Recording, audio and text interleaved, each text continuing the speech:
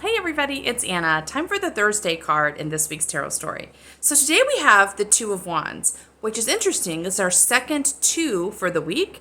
The number two is I connected to germination and rooting in. So it's an early stage in the spiritual journey where we're kind of preparing for action. We're not moving yet, we're preparing for action. And we can actually see this in this card. This is a Wands card. Wands is connected to the element of fire. So it's about feeling impassioned and inspired and confident. So you might think it's all about motion, but it's not. It's not all about motion. This guy is standing still. In fact, he's standing still on his own patio. So he hasn't ventured into the world yet, right? But he is imagining it.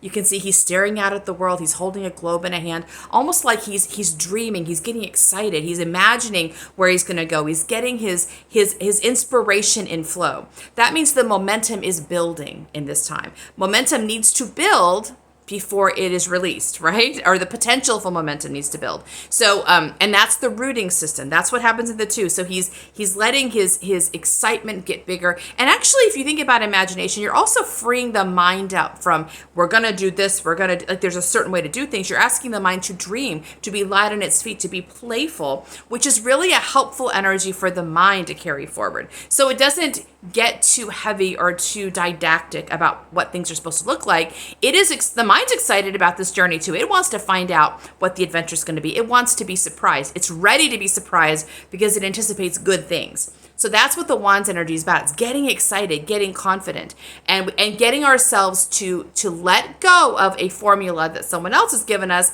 and be willing to be surprised by what we are going to do next.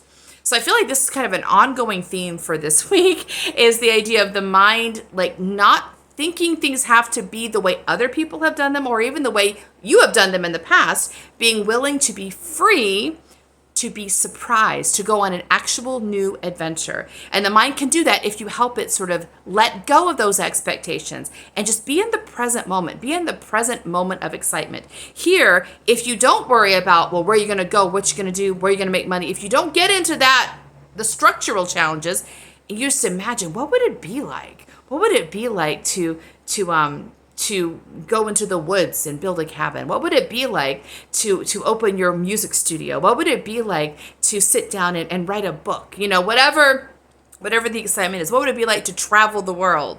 Whatever it is, you're letting yourself get excited about the idea of it, the imagination of it, so that your mind's like, yeah, I'm up for that. I'm up to see how that's going to work out. Instead of thinking, there's limits to what we can do. Instead of already bringing in limits from either a logical pattern or an old learned pattern.